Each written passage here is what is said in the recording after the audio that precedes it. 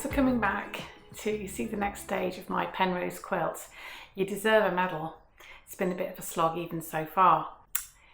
But the good news is that I've solved my design wall problem, and I've also realised that I'm probably going to be able to make the quilt on the sewing machine. And I've also realised that in the future, if I ever wanted to do a similar quilt, I've got much more of a handle now on how to do it. So if you look at the image that I'll display now, that is based on the Penrose tiling pattern that is made up of two shapes, and that is a 45-degree diamond or rhombus and a square. Now, in my case, the side of the rhombus and the side of the square are 5.5 inches. That's because I bought shapes off the internet that were really reasonably big, because this is quite a quick project for me, and that was just the size they were. So, well, I just bought the diamond, the rhombus. I had to make the other one, I didn't have it. So the pattern you're looking at now is the first bit I've managed to set out, and I realised I think I'm, as I say, going to be able to do that on the machine. I'm not too clear what is the next layer of pattern, and the feature of a Penrose tile pattern is that it is non-repeating, so that's the challenge.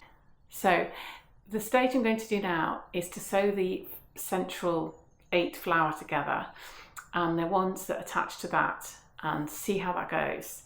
And I've decided that the picture I showed you, the panel that's arriving from America that I've ordered, of the car, which is square, I think it's about 12 inches by 16. So that's going to sit over that flower.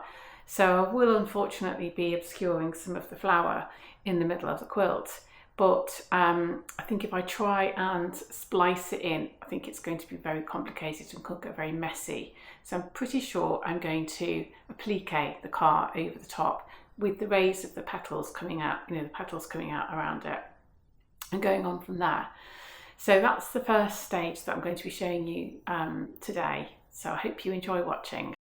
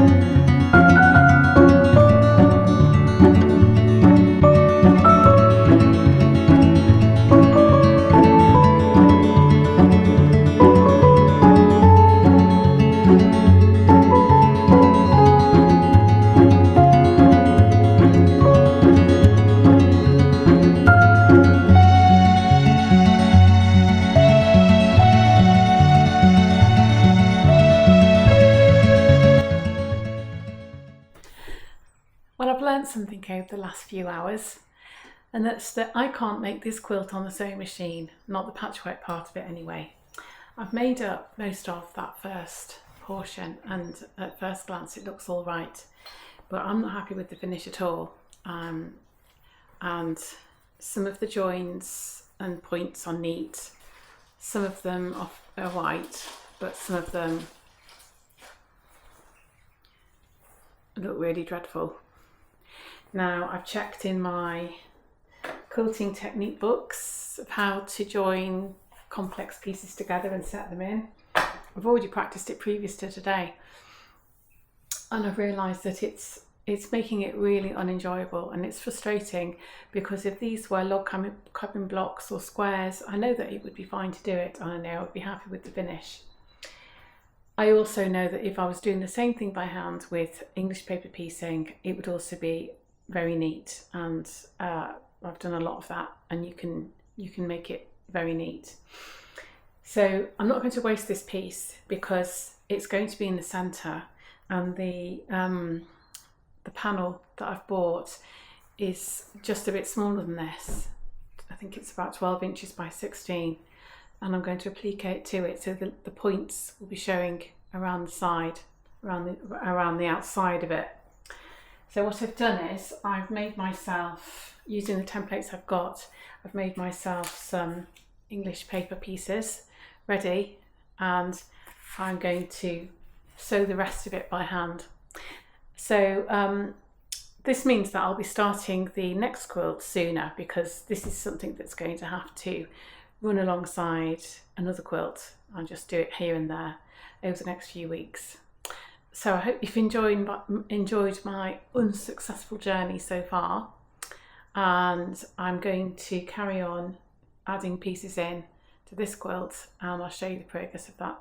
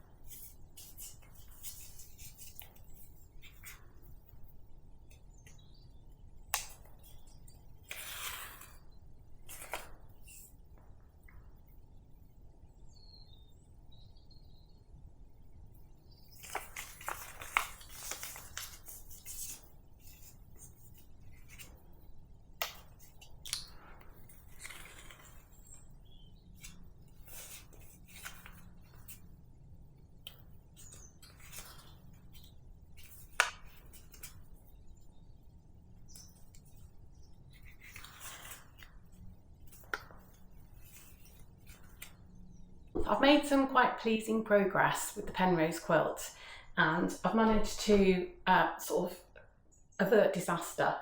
I've only got a certain amount of the fabrics that I bought, and I don't really want to buy any more. In fact, 2 of them have been discontinued, so I can't just put that down to scrap or patchwork pieces and start again. I won't have enough fabric. So I'm keeping the centre, and I've managed to switch to hand stitching as I've moved out from there. So the process of actually splicing in these outside diamonds by hand has been a bit tedious, but it's made me realise that I'm going to really enjoy making it this way, especially if I've got another quilt on the go at the same time. And it's been quite nice to sit in my little reading and sewing nook and listening to the birds and sewing. So if you want to do one of these, the things I can pass on from this process is that I think it's pretty much impossible to do it neatly on a sewing machine. If you know differently, do tell me, but I don't think you can. If I can't do it on this large scale, then I think it's just not meant to be done that way, and that's how it feels to me now. But if you wanted to get started with a Penrose quilt, this is a good way to start, because as I've said, it's a non-repeating pattern, but if you start with this starburst and you've got your 2 shapes, it kind of puts you on a rather intriguing design journey, because you build it out and you sort of, in some respects, you don't know what's coming next. And if you've got 3 or 4 colours, 5 colours, makes it even more interesting. I'm just going to go with the flow and see where it takes me. So whilst I've been enjoying that sewing, hand sewing so much, it's made me think about the project I showed you, the old one I've got, which I've been doing for about 4 years, which is the Hexagons. And I'm thinking, I wonder if you stayed to the same scale that I do my Hexagons, which I think is 1.5 inches, I wonder if I made some of these shapes at the same scale, I wonder if it could be combined. So that's something that's on my mind, and it might mean that I start that too, which will be great. But as far as the next project is concerned, that is going to be more of a run-of-the-mill patchwork quilt. And as I say, it's the same thing, which is I'm making it for a gift for a young person, and it will be a square, smallish quilt, similar to the cock quilt, but probably a bit bigger than that. And so the person I'm making it for is fascinated by anything that you can see under a microscope. So I've started to download some pictures for ideas for the applique, and I've also ordered, they haven't arrived yet, some glow-in-the-dark fabrics. So that's what I'm going to be making a start on next. And the other thing is that I'll link in the description a previous video where I quilted the quilt that's on top of my treadle sewing machine, the Wonky Stars quilt, which was sort of a Christmas quilt or winter season quilt. I attempted to sew that with some glittery embroidery thread, and I managed it just about, but with a lot of snarl ups. So I've bought me also some, I think this is proper machine thread. It is designed to be used on a sewing machine. It's not hand sewing embroidery thread, which is what I was trying to use. I bought some of those and some embroidery needles for the sewing machine, and also a foot for free motion embroidery. So earlier on in this project I said I didn't think I'd ever be able to do it, but the way I think now about sewing is, if you think you can't do it, try it, because you might be able to. And previously on another project where I used my treadle machine, somebody commented, she said, you can do that, you can do free motion embroidery on your old treadle. And I've not tried it yet, so I bought the foot and I'm going to have a go. So that will be in the next project, and if it works I'll do it on here as well once I get to the quilting stage. So make sure you don't miss that, and have a look at the other one where I used the glittery machine and glittery thread in my old machine. It did work, but it was tricky. So thank you if you've recently subscribed.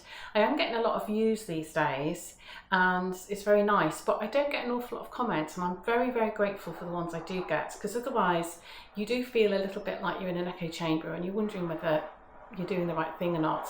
I'm just letting you in on my design process, my sewing process, and my quilting journey, and sharing it with you. And I know that some people do really appreciate it, but if you've got anything from this video and you haven't subscribed, please consider subscribing, but more importantly, please leave a comment, because I just would like to know whether any of this is any good, really. So the next video, well, last time I said it was going to be a week, I did actually post something before that. And so it'll be towards the end of next week. So I'm filming this on the 6th of September. So it'll be towards the end of next week, maybe possibly a bit earlier. And depending on how I get on with the new project, the new quilt, I might post something in the middle. But I'm now making sure that I put things on Instagram and my Facebook page. So there's a Sewn Facebook page, which I've had for ages. I've recently kind of rekindled it, and I'm on Instagram. So I do post upcoming videos on there to say it's on Saturday or whatever. So stay in touch with that, and I look forward to seeing you next week.